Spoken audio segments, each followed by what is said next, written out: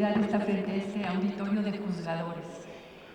Sí, digamos, el feminismo de los años 70, que se llama el feminismo de la segunda ola, porque la primera ola fue la ola de las sufragistas, que lucharon por el voto, principalmente lucharon por el ingreso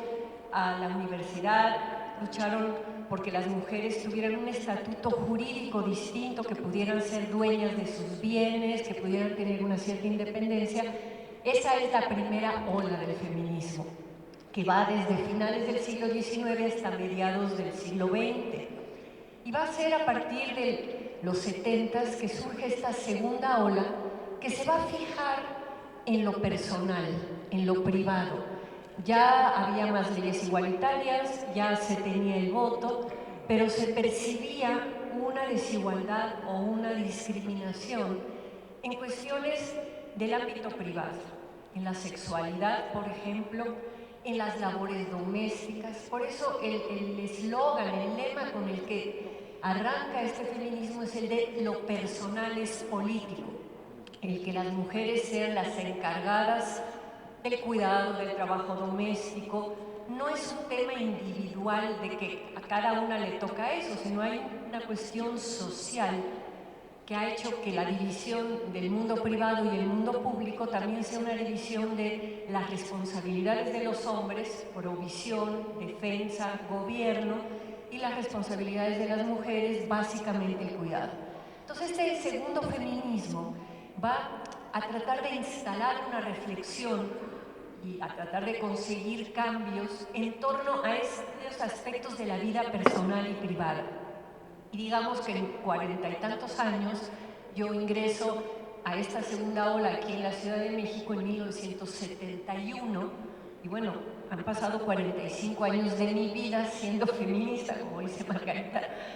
y la verdad es que sí ha habido, primero, una multiplicación de las tendencias feministas. Hay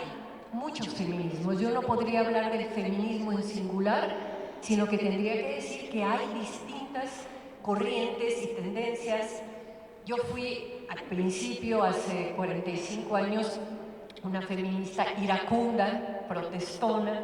El tiempo me ha hecho más estratégica, más reformista. Nos sentíamos revolucionarias hace 45 años, ahora me doy cuenta de la importancia de las reformas. O sea, ha habido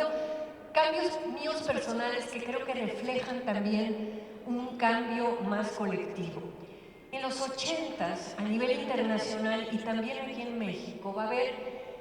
un cuestionamiento por parte de feministas de origen étnico distinto, el feminismo indígena, el feminismo de otras sociedades, que van a decir que mucho de lo que planteaba el feminismo de los 70 tenía que ver con mujeres blancas, de clase media, universitaria, pero que las mujeres de otras clases sociales, de otras culturas, tenían otros planteamientos. Va a haber todo un debate de lo que se llamó el feminismo del tercer mundo, de África, de India, y aquí en México surgieron los grupos que mostraban que entre las comunidades indígenas también habían feministas indígenas que por un lado querían el respeto a sus usos y costumbres étnicos, siempre y cuando no implicaran violencia hacia las mujeres. Fue una cosa muy interesante que se dio en los años 80. A partir de los años 80, además, Naciones Unidas, el Banco Mundial, el Banco Interamericano,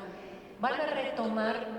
lo que se llamó la perspectiva de género, y que el otro día que hablaba yo con Margarita le decía que es un término que produce mucha confusión porque hay tres términos iguales que suenan igual, género, género y género, y que quieren decir cosas distintas. Pero bueno, la perspectiva de género que se planteó en Naciones Unidas fue decir que había que analizar frente a cada problemática social qué pasaba con los hombres y qué pasaba con las mujeres, y que una verdadera perspectiva de género se enfoca no solo en las mujeres, sino también en los hombres que viven una carga de la masculinidad que a veces es impresionantemente pesada para ellos, porque además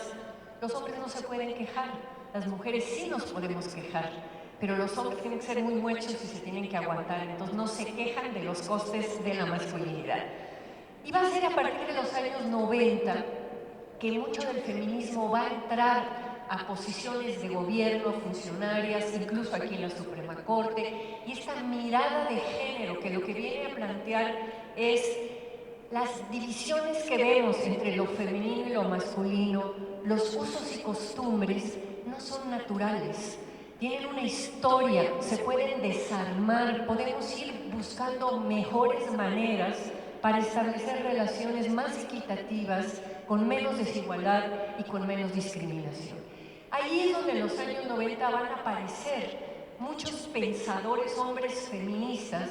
filósofos, juristas, todo un grupo de algunos académicos, otros políticos, que van a asumirse como feministas en el sentido de ver que la diferencia sexual se traduce muchas veces en desigualdad social, en prácticas, y desde sus propias disciplinas van a tratar de estudiar y abundar. Entonces yo diría que ya a principios del siglo XXI, entre los múltiples feminismos que vemos, hay un feminismo enojado que sale a la calle, por ejemplo, el 24 de abril de este año, de chicas jóvenes en contra de la violencia hacia las mujeres, muy heridas, muy molestas,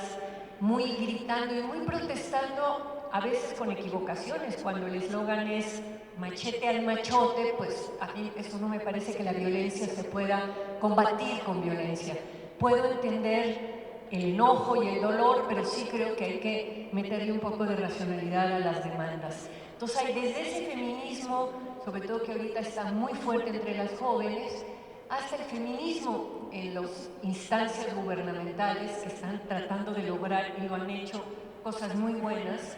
el feminismo de las mujeres políticas en los partidos, el feminismo de las universitarias. Hay muchos feminismos.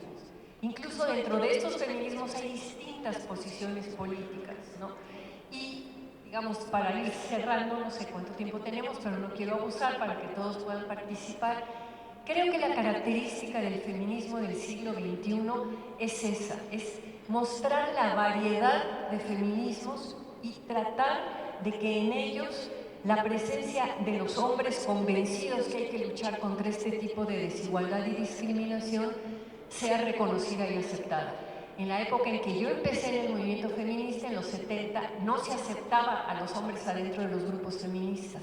Y yo creo que hoy en el siglo XXI